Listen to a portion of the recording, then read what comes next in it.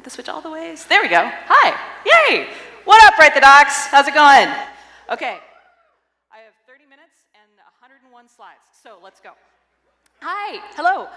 It is so nice to be here. I'm delighted to see everyone. This is my second time speaking at Write the Docs, and it's such an honor to be back. I love it here. Yay. So, my name is Sarah. If you want to follow me on Twitter, I'm at ScribblingFox. It's at the bottom of all my slides. I love connecting with other tech writers on Twitter, so get in my mentions. More importantly, if you are vision impaired, you have a hard time seeing my slides, I'm going to tweet out a link to them after the talk. Okay, so this is my talk about hiring junior writers. I work for Pivotal. We have a documentation team of about 15 people in 6 locations around the world. Most of us are based in San Francisco, and that is where our story takes place. So this talk about hiring junior writers, in our case, is about hiring interns. It's about finding good candidates, interviewing them effectively, and onboarding them with as little pain and as much early success as possible. I'm going to tell you the story of the Pivotal Documentation Team's internship program from imagination to execution, and give you some suggestions you can use if you're looking to hire junior writers yourself. I'll take you through everything from writing the job pitch to reviewing writing samples to interviewing candidates to onboarding them, and then talk about what the future holds for our program. Okay, so let's get going. So what is the problem here? What am I doing? Why am I here? Why are any of us here? What prompted our docs team to start an internship program that focused on hiring short-term and junior candidates specifically rather than finding more full-time candidates? Well, we have the perennial documentation problem, too much work and not enough people to do it.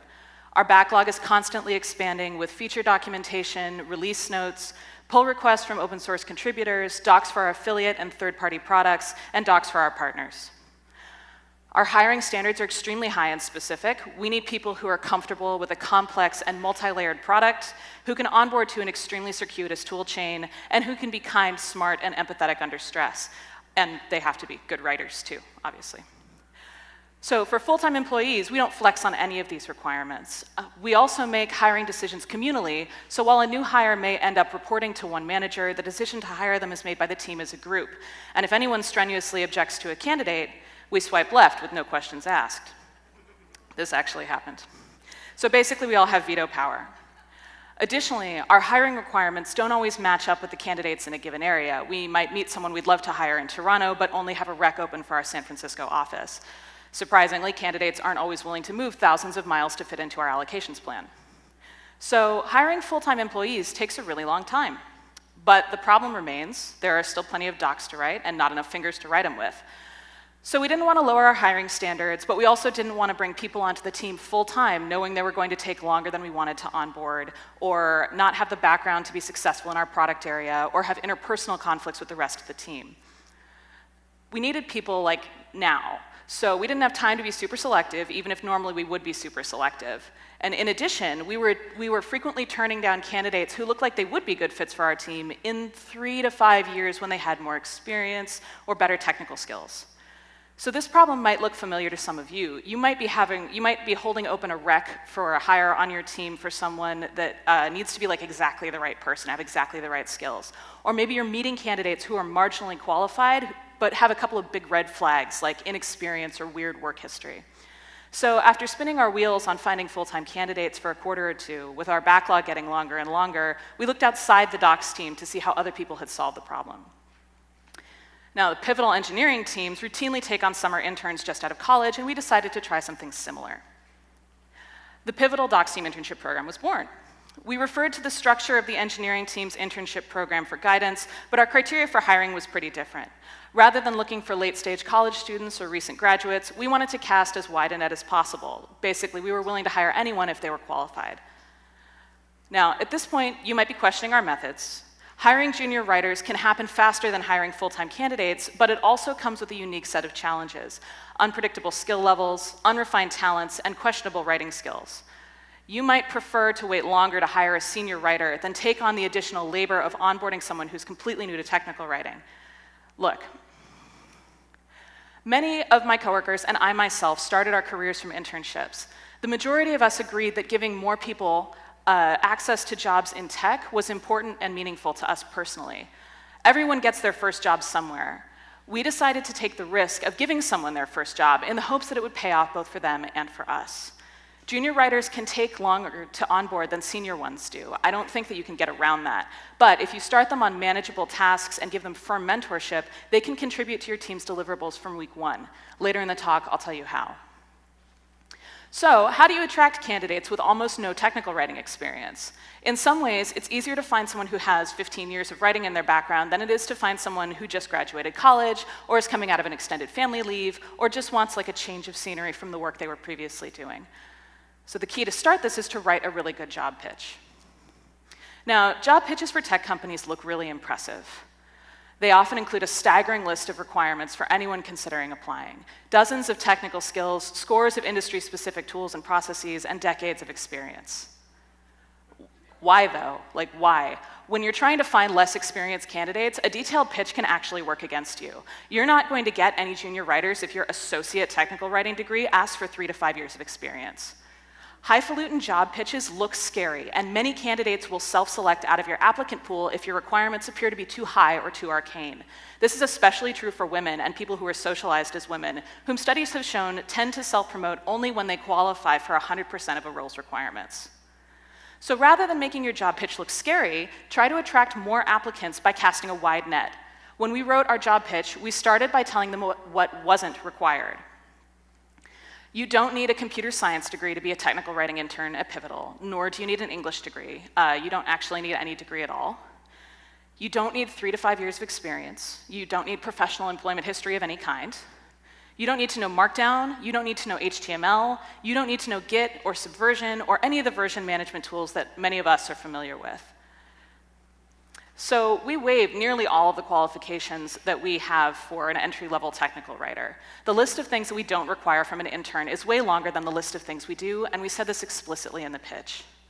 We also wrote at length about the varying paths our team members have taken that brought them to Pivotal. The docs team really comes from all over the place, professionally speaking, and we want our new hires to come from all over the place too.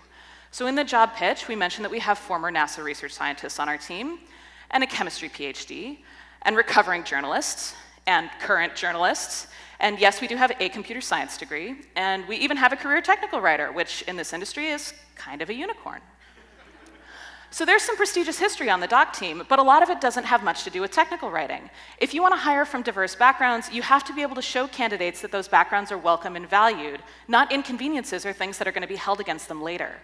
So this sign hangs in the kitchen in our office, but we wanted candidates to know what we were about before they set foot in the door, so we told them.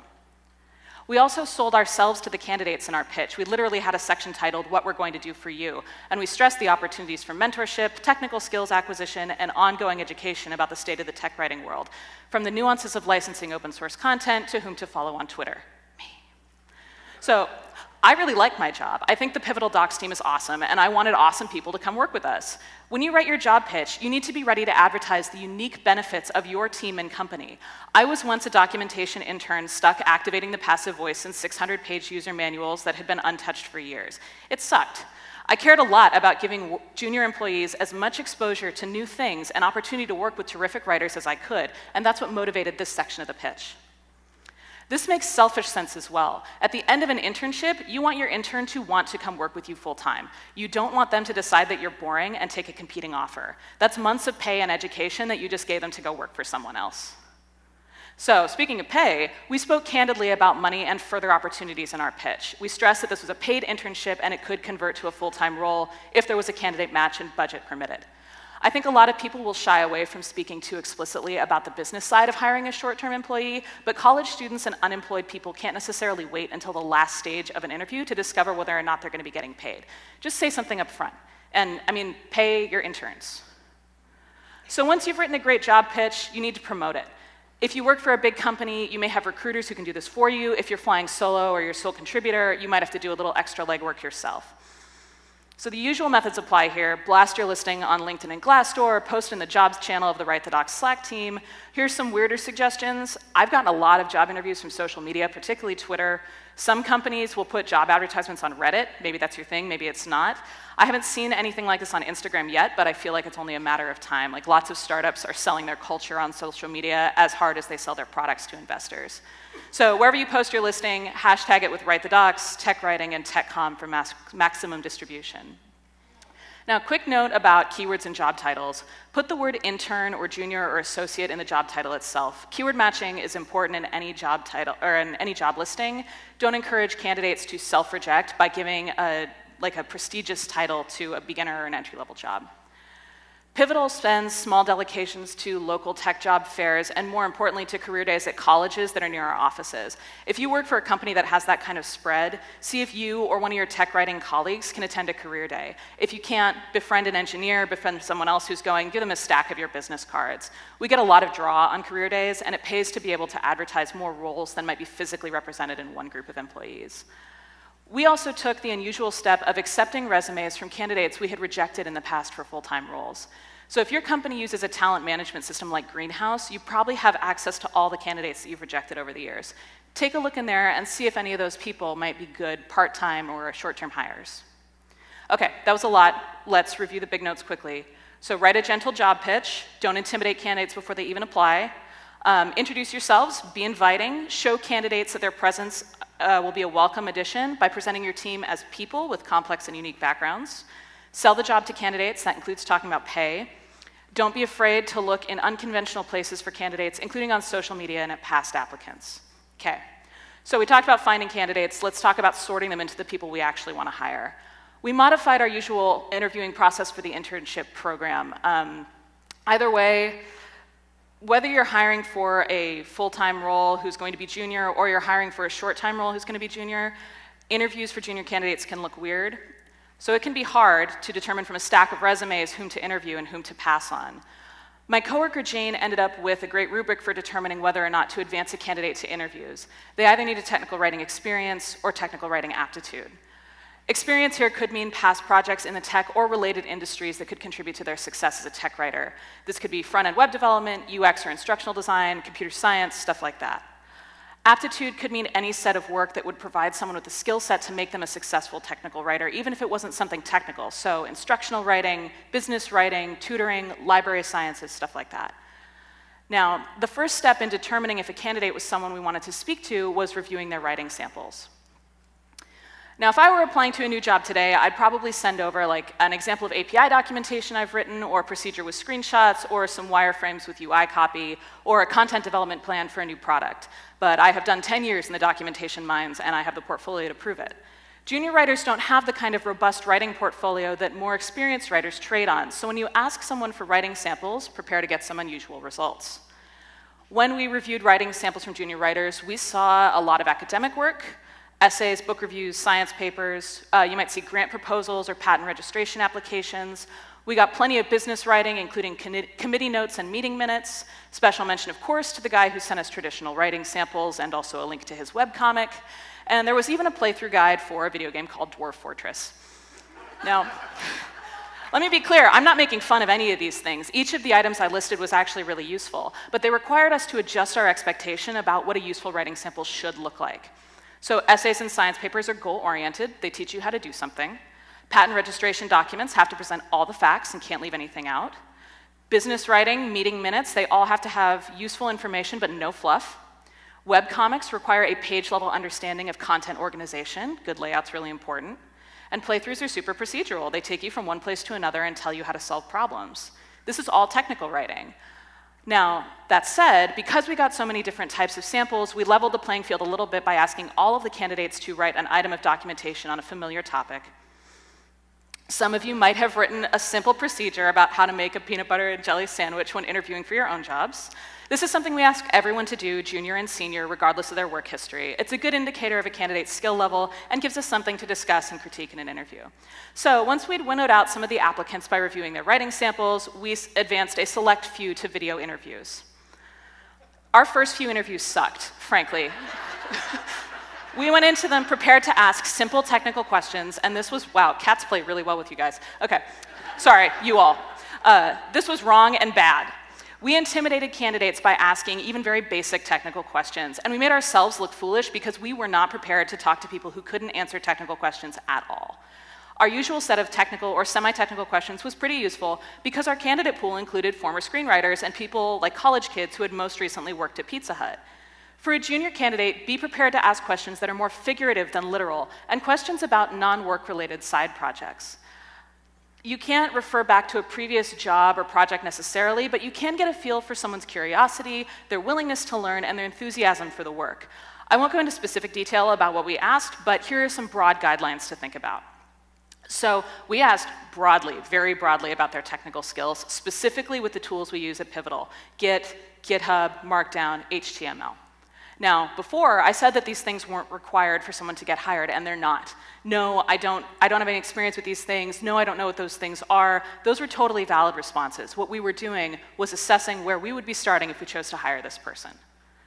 We asked what experience they have collaborating at work. So for better or for worse, the docs team is pretty much unsiloed. Any of us can work on any of our content, pretty much.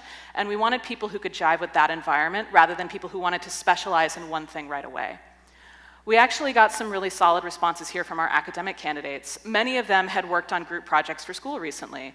One of them actually said the key to scheduling things with a group was to be patient and assume that everyone is doing the best they can, which frankly is a better attitude than I take to work most days. So we asked the candidates about topic-based writing. Lots of people said yes, they had done this. Journalists, personal assistants, grant writers, professional bloggers, people like that. Saying no, I haven't done this before wasn't necessarily a deal breaker, but not even knowing what topic-based writing is or why it would be important and valuable to do it, that's probably not a great sign. I like to ask what process they use when they write a topic from scratch. Everyone can answer this question, even if they're just talking about how to write their grocery list. But when they do, see if they budget in the time and attention it takes to research and interview SMEs and go through edits and review. I also like to ask them about knowledge transfer. So how do they teach? Do they like it? How do they build rapport with someone they're communicating with? How do they know that their message is getting across? Questions like that. Okay, hopefully these prompts will help all of you as you do your less than technical interviews. Let's talk about logistics for a second. Now, if you're hiring an intern, you may need to do more planning in an interview than you would for a full-time employee. You might get a great candidate who's not available until June because that's when their college lets out. So, are you prepared to wait on them? Can you guarantee them a position next quarter or the quarter after? Do you know how long the internship is going to last? Do you know if you're going to want to hire them at the end of it or if you'll even be able to? Go into the interview knowing the answer to these questions because the right candidates are going to ask them. Also, again, be prepared to talk at least vaguely about money in the interview process. I know this is kind of a faux pas, but some junior candidates don't know that, and they're going to ask you. It's okay if you can't answer questions about this specifically. Like, I have no idea how much money our interns make, but I know that they get paid, and that's a start. You should at least be prepared to redirect them to HR or the recruiter that they're working with if this comes up. Almost all of the candidates we interviewed for internships asked to confirm that they'd be getting a paycheck, even though they had all seen the job rec, because they couldn't afford to work for free for 3 months, or they were fielding offers from other paid positions. So get ready to talk about money with an intern in particular much earlier and more candidly than you would with a full-time hire. Oops, sorry, I advanced too fast. Where are my notes? My notes went away. Okay, so remember, while you're doing this process, you are also fielding logistical questions about the internship. You are reviewing their writing samples. You're asking general interview questions. It's very easy to get confused if you're interviewing a bunch of people back to back. So let me recommend that you take some notes. This is an excerpt from my own interview notes where I write down one-line impressions throughout the interview and whether things make me happy, sad, or confuse me. The happy faces are for good things, the sad faces are for sad things, and the little slash-mouth guy is for things that I didn't understand. Probably your process is going to be a little more refined than mine. But either way, I encourage you to take notes. Take notes about everything if you can. The writing samples, the phone interviews, the video interviews, all of it. I had never hired anyone before I worked for Pivotal, and if you're not used to hiring, the notes will be a good refinement and reference tool as you continue to figure out what makes a good or a bad candidate. If you're hiring collaboratively like we do, these notes can be a useful discussion point for your coworkers later. And you're going to need these notes because interviewing is exhausting. I think it's as hard for interviewers as it is for the candidate. Interviewing is a cognitive drain because it requires you to zoom out of your daily work and take a high-level look at both the needs of your team and the qualities on offer from a complete stranger, and then do that again and again and again and again and again until you die, or you find the right candidate. Prepare to burn out on interviewing because interviewing is hard. So if you can, share the load. Interview in teams, set up a rotating schedule of designated interviewers. Don't silo yourself during the process. Now, when I say don't silo, I mean like make your notes public and schedule regular meetings with your coworkers to sync on how candidates are doing. When we were interviewing candidates regularly, the hiring committee set aside an hour every Monday just to align on whom to advance to the next round of interviews and whom to decline. Now, okay, what can you learn from all this? Get ready to see unconventional writing samples and don't reject people offhand because they can't give you traditional ones, but using an exercise that everyone has to do, like making a peanut butter and jelly sandwich, can help you assess different candidates side by side. Don't scare the candidate with technical questions because you are more interested in the attitude that they bring to work than the work that they've actually done. Plan to talk about logistics like start dates, end dates, hiring, and money. And expect to be sick of interviewing before the people that you're looking for, but remember that keeping yourself unsiloed can keep you from burning out. So we interviewed a number of different candidates. We found 2 we wanted to bring on board. One wasn't available until summer, but one could start right away. So we brought her into the office, set her up with a manager, and put her to work. Now, how do we help junior writers get up to speed quickly while still working on useful contributions? The answer, surprisingly, is pair programming techniques.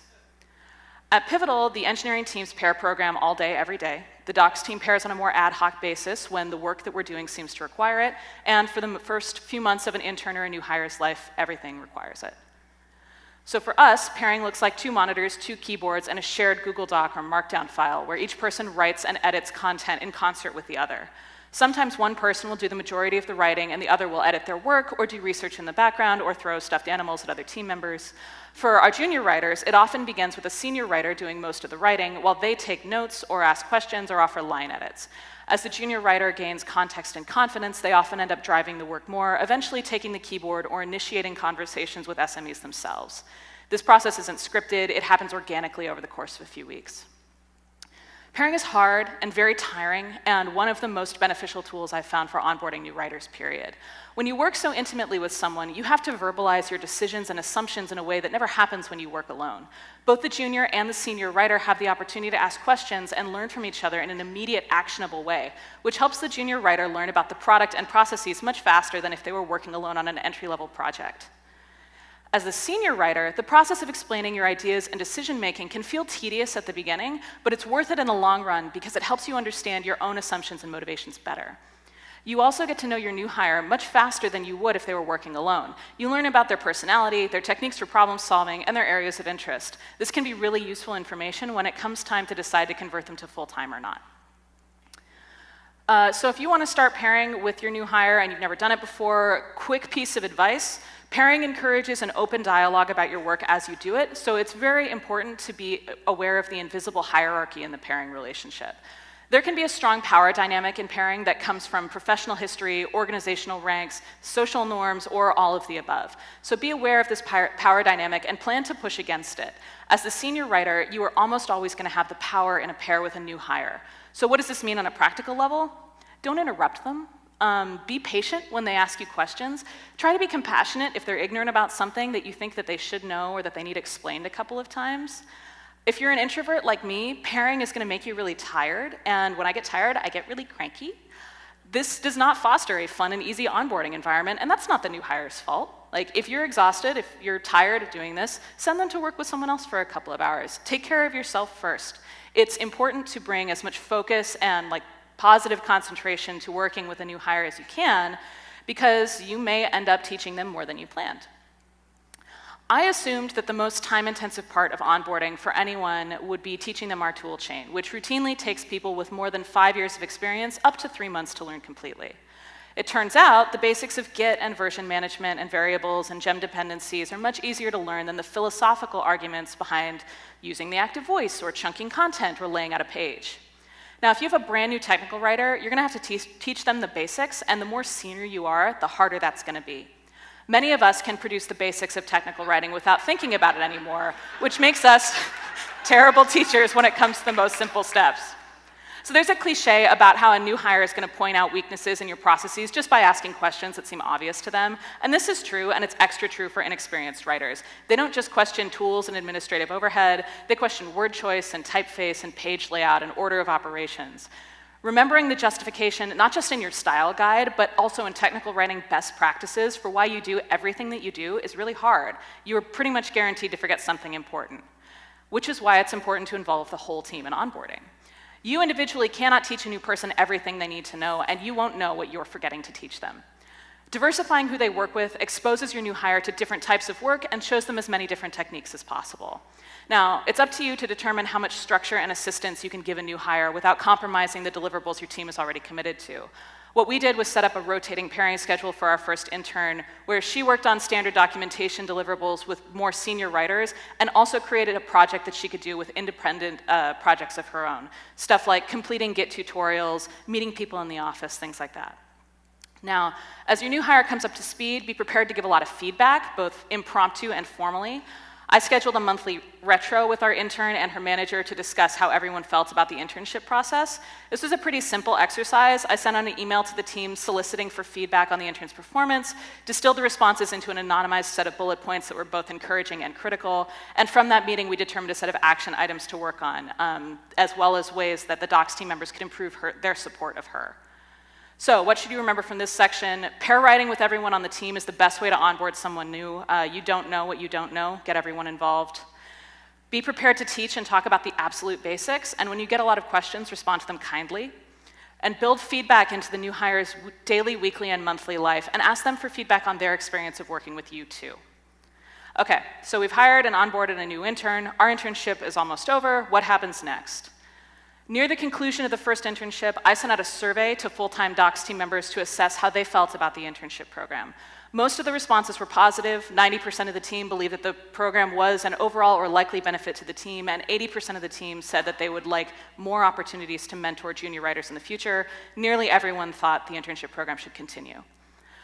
The survey results gave me enough confidence in the future of the program to start a conversation with the team about what we should do differently in future iterations. So, in a team retro, which is like an after-action meeting, we discussed the successes and failures of the first round of the internship program. Since I dreamed up most of the program myself, this was a particularly painful meeting for me, but it was also really useful. So here's some of what we learned. When you're starting the hiring process, communicate with your team, not just with the hiring committee. The interview and hiring process was opaque to a lot of the team members until we started about onboarding the first intern. My bad. When in doubt, default to transparency, communicate about hiring decisions, even if it's just a status update, like we are still interviewing people this week, or we decided not to hire this person. Junior level interviews require a different approach. We talked about this already. Save yourselves time by avoiding technical questions. We went into the internship hoping that the team would be more productive with more people on it, and we were, but that goal wasn't specific enough. Other than measuring our output as a group, we didn't come up with many criteria with which to measure the success of the internship, which left us floundering when it came to time to decide whether or not to convert our intern to full-time. Pairing also is as useful for the team as it is for a new hire. Pretty much everyone said this. At the end of the first 2 weeks, everyone had paired with our intern, and everyone had a sense of her personality and capabilities. So making sure she worked with everyone and everything kept her from being siloed. Okay, so we're closing out. Let's recap. If you get nothing else from this talk, take these bullets. So to attract the widest candidate pool, make your job pitch approachable.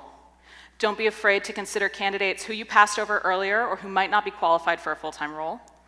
When you're interviewing, share the load and keep your questions simple. Get ready to teach a junior writer everything and get the entire team to help. When you're done, celebrate your successes, learn from your failures, do it all over again. All right, last but not least, thanks so much for your patience with my slides. I realized they were a little heavy on the jokes. I guess you could say that was a little meme. Okay, thank you very much. Thank you.